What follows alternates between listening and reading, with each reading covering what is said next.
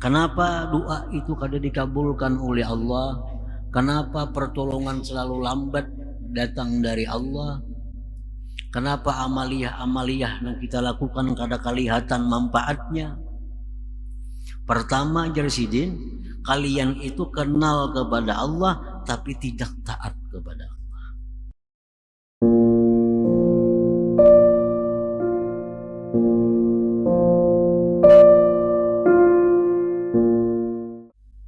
La tastabti minhun nawal walakin istabti min nafsika wujudal iqbal. Artinya, janganlah engkau menganggap keterlambatan pemberian itu dari Allah. Janganlah engkau menganggap keterlambatan pemberian itu dari Allah. Tetapi hendaklah engkau menganggap keterlambatan itu dari diri engkau, tiada berhadap sepenuhnya kepada Allah Subhanahu wa ta'ala. Para muhibbin rahimakumullah. Banyak hadis-hadis Rasulullah sallallahu alaihi wasallam yang menerangkan tentang faidah amal. Contoh suratul Waqiah. Bila membacanya tiap malam, maka Allah akan menolak kefakiran, kesusahan hidup baginya. Kadang-kadang surat Al-Waqiah itu sudah kita amalkan bertahun-tahun, tetapi hidupnya masih susah. Hidupnya masih susah. Kadang-kadang di dalam hati ada timbul geritik. Apabila juga datangnya keluasan rezeki ini dari Allah. Nah, hal demikian itu hendaknya keterlambatan itu dari pihak kita, bukan dari pihak Allah. Kenapa pemberian-pemberian itu tidak datang kepada kita, padahal kita sudah beribadah kepada Allah? Kenapa pertolongan itu tidak datang kepada kita padahal kita sudah berdoa kepada Allah? Maka itu semua adalah disebabkan dari pihak kitanya sendiri, bukan dari Allah Subhanahu wa ta'ala. Jadi yang membuat lambat itu kitanya. Nah, membuat lambatnya datang bantuan itu akibat dari kita, bukan dari Allah Subhanahu wa ta'ala. Wa min 'adati katsirin minan nas ay yatabarramu minal balaya wal masaib wa ay yusari'u ila ad-du'a wal irtija' ila Allah ay yakshifa anhum dzalik wa yaruddahu anhum. Dan setengah kebiasaan kebanyakan manusia, mereka itu tidak nyaman daripada bala dan musibah. Itu umumnya manusia. Umumnya manusia itu kadang merasa nyaman dengan datangnya bala, dengan datangnya musibah. Walaupun ada segelintir orang yang gembira apabila datangnya musibah itu. Seperti sebagian dari orang-orang yang arif dengan Allah. Wurudul musibah Aidul Arifin. Datangnya musibah itu adalah hari rayanya orang yang ma'rifat dengan Allah. Tapi umumnya manusia kita ini kada nyaman dengan bala, kada nyaman dengan musibah. Dan bahwa mereka itu bersegera kepada berdoa dan menyandarkan dirinya kepada Allah, bahwa Allah bukakan daripada mereka yang demikian itu, dan Allah tolak yang demikian itu dari mereka. Nah, itu sudah kebiasaan kita, datang ada musibah, kita lakas saja berdoa lawan Tuhan supaya dihilangkan musibah. Datang bala kepada kita, lakas saja kita berdoa, mudahan bala ini sudah diangkat daripada kita. Fa illam tazhar lahum alamatul ijabah min Allah Ta'ala istabta'u nawal Allah. Apabila tidak nampak bagi mereka tanda-tanda dikabulkan Allah, mereka menganggap lambatnya datang bantuan Allah itu. Jadi orang kena musibah ini, orang kena bala ini begitu berdoa kepada Allah. Berdoa tiap hari kepada Allah. Kada nampak-nampak juga pertolongan Allah. Kada nampak juga lagi bantuan dari Allah. Mereka merasa lambatnya Allah ini mengabulkan doa ini apabila juga istabta'u. Mereka merasa lambat datangnya. Duna ayyadhkuru wa yulahizu taqsirahum bil iqbal ala Allah Ta'ala, tanpa mengingat mereka, tanpa menilik mereka akan kekurangan mereka pada berhadap atas Allah Subhanahu wa Ta'ala. Seolah-olah Allah ini memperlambat nih bantuan. Seolah-olah dianggap Allah itu memperlambat mengabulkan doa tanpa memandang kepada kekurangan kita. Kekurangan kita. Kita kadang memandang kekurangan itu dari kita. Jadi seolah-olah kita ini sudah pas.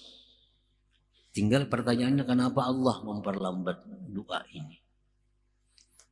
Tanpa memandang kekurangan mereka dalam berhadap kepada Allah Subhanahu wa Ta'ala minan nuhudi ilal wajibati allati kallafahumullahu 'alaiha wal ibti'adi anil muharramat allati nahahum anha.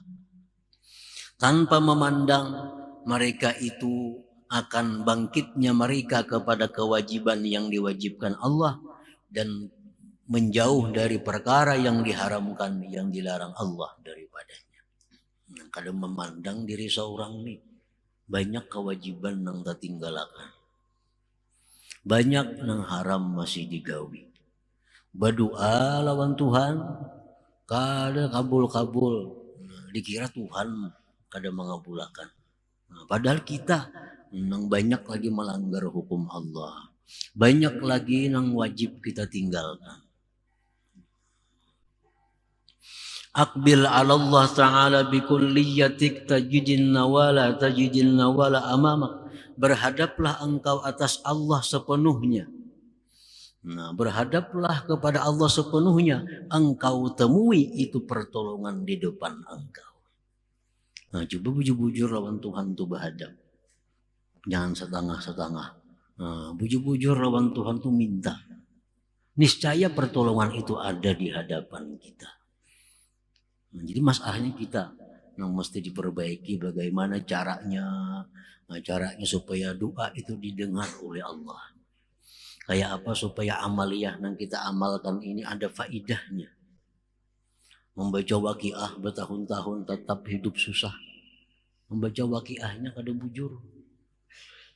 Beradabnya kada membaca surah waqiah itu. Waktu membaca Fatihah itu kada seluruh tubuh berhadap kepada Allah. Mungkin hanya jasmaninya berhadap kepada Allah, tapi hatinya kada kepada Allah. Sehingga surah Fatihah yang waqiah yang kita baca itu hanya paling mendatangkan pahala kepada kita, tapi kada sesuai dengan yang kita harapkan daripada hilangnya kesusahan hidup. Nah, para muhibbin rahimakumullah. Jadi aqbil ala Allah Ta'ala bi kulliyatik tajidin nawala amamak. Berhadaplah kepada Allah itu dengan keseluruhan engkau. Keseluruhannya zahir berhadap kepada Allah, batin pun berhadap kepada Allah. Niscaya engkau dapati pertolongan itu di hadapan engkau. Ujar Nabi kita, bila engkau ada kesusahan, engkau ada permohonan kepada Allah, ambil wudhu yang sempurna, sembahyang 2 rakaat. sunat. Rakaat pertama baca Fatihah, sambung Allahullah, ayat kursi. Rakaat kedua baca Fatihah, sambung Amanar Rasul. Tuntung sembahyang baca doa, Allahumma ya ma'mana kulli wahid, ya sahiba kulli farid, ya qariban ghaira ba'id, ya syahidan ghaira ghaib, ya ghaliban ghaira maghlub, ya hayyu ya qayyum. Terusnya baca. Digawi sudah. Kada biris juga hajat ni, kada tuntung juga. Makanya Nabi bila ada hajat kepada Allah, laksanakan itu. Sudah digawi tiap malam dikerjakan. Bukan kesalahannya dari Allah. Mungkin kita sembahyangnya itu kada sepenuhnya berhadap kepada Allah. Sembahyangnya jasmani aja kepada Allah. Tubuhnya aja menghadap kiblat. Tubuhnya aja menghadap Ka'bah. Tapi hatinya kada menghadap kepada yang ampun Ka'bah itu. Nah mestinya sembahyang itu kita supaya keseluruhannya tubuh kita menghadap Baitullah, hati kita menghadap yang ampunnya Baitullah itu. Nah bila macam itu dilaksanakan sembahyang hajat itu, niscaya akan kita dapati apa yang kita minta kepada Allah Subhanahu wa ta'ala. Para muhibbin rahimakumullah. Qila Ibrahim ibni Adham, ma baluna nad'u fala yustajabu lana. Dikatakan orang kepada Imam Ibrahim bin Adham, apa keadaan kami ini berdoa kepada Allah tidak dikabulkan doa kami. Apa kami ini masalahnya nih? Berdoa kada kabul-kabul doa. Ibrahim bin Adham menjawab, ujar Sidin, li'annakum arabtumullah falam tuti'u. Pertama itu, kenapa doa itu kada dikabulkan oleh Allah? Kenapa pertolongan selalu lambat datang dari Allah? Kenapa amaliyah-amaliyah yang kita lakukan kada kelihatan manfaatnya? Pertama Jarsidin, kalian itu kenal kepada Allah tapi tidak taat kepada Allah. Kita tahu bahwa Allah itu Tuhan kita, tahu. Tahu Allah itu Esa, tahu. Tahu Allah itu Maha Kuasa, tahu Allah itu Maha Berkehendak, tahu Allah itu memberi manfaat, tapi kita kada taat lawan Allah. Kada taat lawan Allah. Artinya berhujung tahunya aja. Tahu bahwa Allah itu ini itu, tapi kada taat. Nah, taat juga bercampur lawan nafsu. Yang mana disuruh Allah pas lawan nafsu, bakal tujuan menggawi. Perbuatan taat nang pas lawan nafsu, maka tujuan menggawi.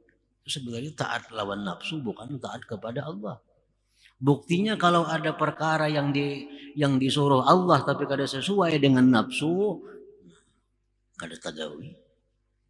Bila ada perintah Allah nang pas dengan nafsu, rajin menggawinya. Berarti kita kada taat lawan Allah sebujurnya. Taat lawan nafsu kita. Taat lawan nafsu kita. Nah, pertama itu Jasidin. Kenapa amalan ini kada kelihatan manfaat, doa bina kada kabul. Satu Jasidin, kalian itu karena lawan Allah tapi kada taat sebujur taat lawan Tuhan itu. Yang kedua, wa arabtumur Rasul sallallahu alaihi wasallam falam tattabi'u sunnatah. Yang kedua, Jasidin, kalian tahu Rasulullah itu tapi kalian tidak mengikuti sunnahnya. Lawan Rasulullah tahu bahwa beliau itu uswatun hasanah, ikutan yang baik. Tahu bahwa siapa mengikuti Rasulullah berarti mengikuti Allah. Tahu siapa cinta kepada Rasulullah berarti cinta kepada Allah. Tahu aja, tapi kadang mau mengikuti sunnahnya. Nah, kadang mengikuti sunnahnya. Kalaupun mengikuti sunnah juga nang sesuai lawan nafsunya. Contohnya apa? Harum-haruman, bakal tujuh harum-harum ini sunnah Nabi, pas lawan nafsu. Kawin sunnah Nabi, bakal tujuh kawin ini sunnah Nabi. Tahajud malam bang, sunnah Nabi juga, kenapa kada digawi? Karena kada sesuai lawan nafsu. Nah jadi sunnah Nabi mana nang nang pas lawan nafsu ya digawi. Namanya nang kada sesuai lawan nafsu, sunnah Nabi kada digawi. Sebenarnya mengikuti nafsu bukan mengikuti sunnah Nabi. Wa arabtumul Qur'an falam ta'malu bihi. Yang ketiga, ujar Ibrahim bin Adham, kalian itu mengenali Al-Qur'an sebagai imam. Quran itu imam. Kan dikubur ditanya kayaknya, waman imam bukannya, siapa imam engkau? Apa jawabannya? Imam Syafi'i kada mau jawabannya. Waman imamuka, siapa imam engkau? Al-Quran imam.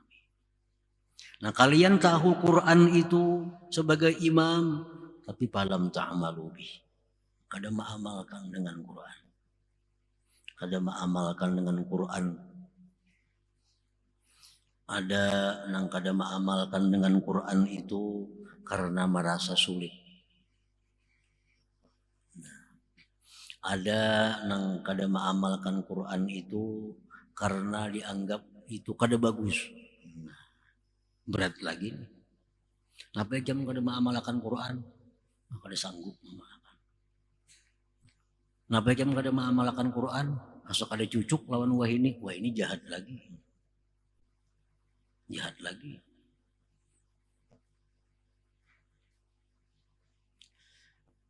Yang keempat, wa akaltum ni'amallah ta'ala falam tu'addu syukraha.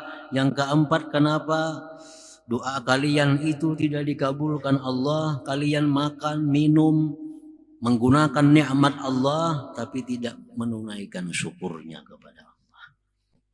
Makanan Tuhan dimakan, minuman Tuhan diminum, pakaian yang diberikan Tuhan dipakai, tapi kadang menggunakannya untuk beribadah kepada Allah Subhanahu wa ta'ala.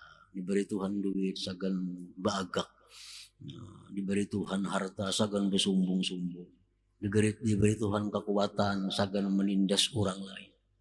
Ini ngarannya kadang mensyukuri nikmat Allah. Yang kelima, wa arabtumul jannah falam tatlubuha. Yang kelima, sebabnya adalah kalian tahu surga. Kenal semua lawan surga. Dari keterangan Nabi, Al-Quran, para ulama, surga itu adalah kenikmatan yang luar biasa. Tahu, tapi kadang kepingin. Nah, kadang kepinginnya lawan surga. Falam tatlubuha, tidak mencari surga. Maka tahu surga itu nyaman, surga itu nikmat, surga itu semuaan terkumpulan nyaman-nyamannya. Tapi kalian kadang mencarinya. Kadang mencari surga. Wa arabtumun nar falam tahrabu minha. Kalian tahu neraka. Neraka itu kumpulan segala kesusahan. Neraka kumpulan segala penderitaan. Tapi didatangi.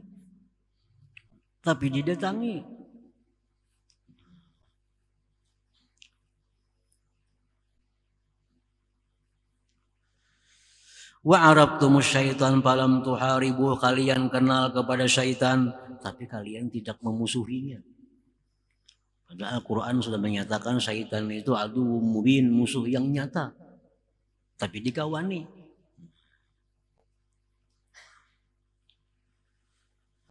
Wa arabtumul mauta falam tasta'iddulah.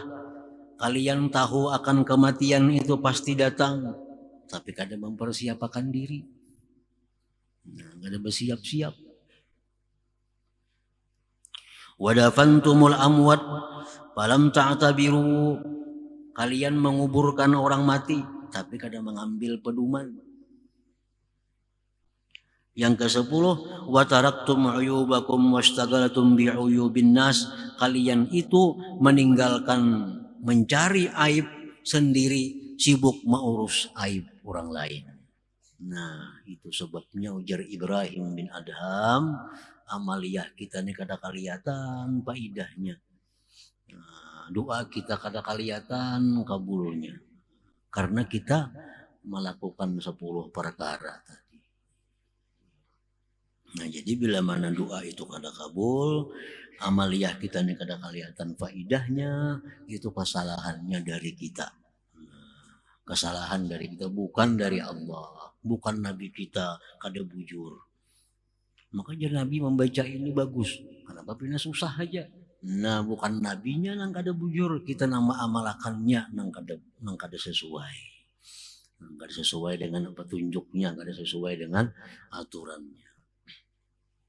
Siapa membaca ajar Nabi Bismillahilladzi la yadurru ma'asmihi syai'un bil ardi wala fis sama wa samiul alim 3 kali, dia akan selamat daripada binatang-binatang buas menggigit segala macam.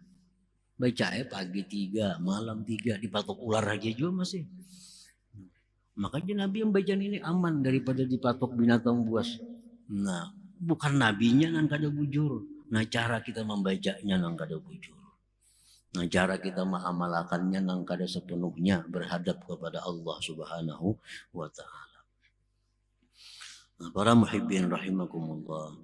Auhallah ila Daud alaihi salam, Allah berwahyu kepada Nabi Daud alaihi salam, anmur bani Israel an la yadkhulu baitan min buyuti illa biqulubin zahirah wa absarin khashi'ah wa aydin naqiyah fa inni la astajibu li ahadin minhum ma dama li ahadin min khalqi mazlimah.